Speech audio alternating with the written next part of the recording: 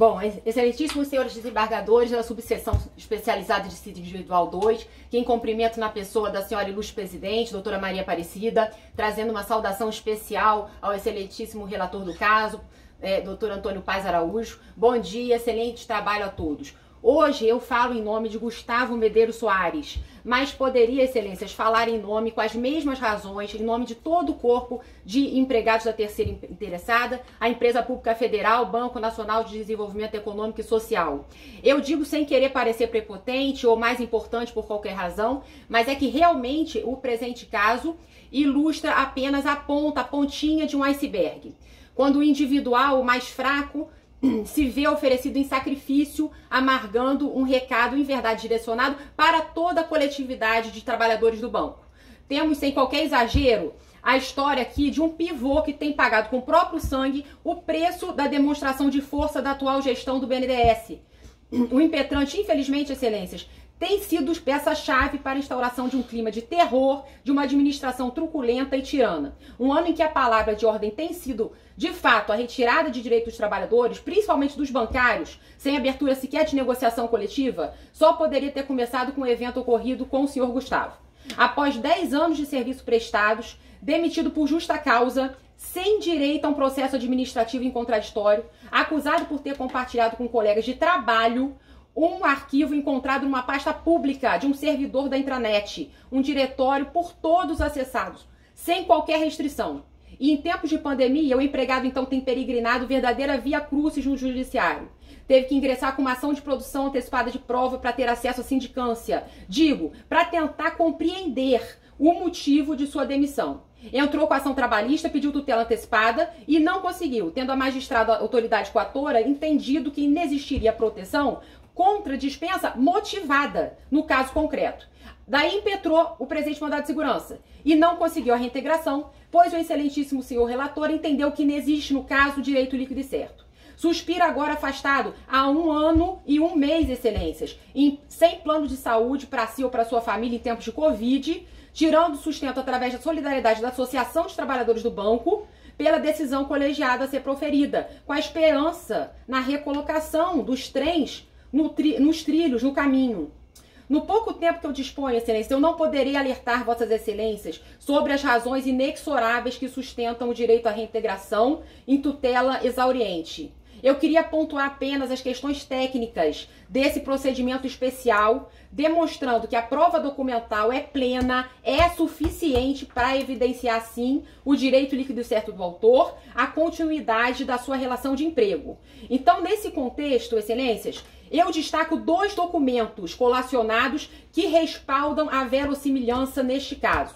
O primeiro é o ACT do banco. A cláusula 13ª desse ACT, reparem, abre aspas, vou ler um pedacinho. As empresas comprometem-se a apenas realizar a dispensa de seus empregados por justa causa ou em decorrência de decisão tomada como resultado de sindicância ou inquérito administrativo, vírgula, sendo assegurados aos empregados os direitos de ampla defesa e contraditório, garantido pela norma coletiva colacionada aos autos.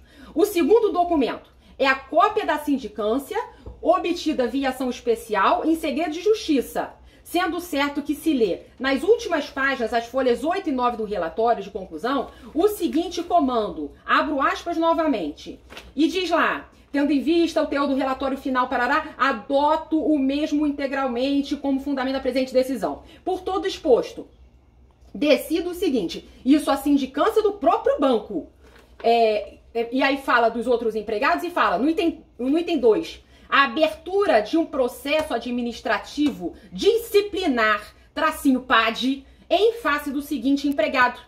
Quem seja? Gustavo Medeiros Soares, matrícula tal, parará, consoante os fatos descritos acima no subitem tal do relatório final da comissão de sindicância. E aí o relatório determina o encaminhamento da cópia para a chefia da presidência, para o superintendente, para a comissão de ética, para o superintendente da ATI. Por quê? Porque foram revelados inconsistências no controle interno dos documentos do banco.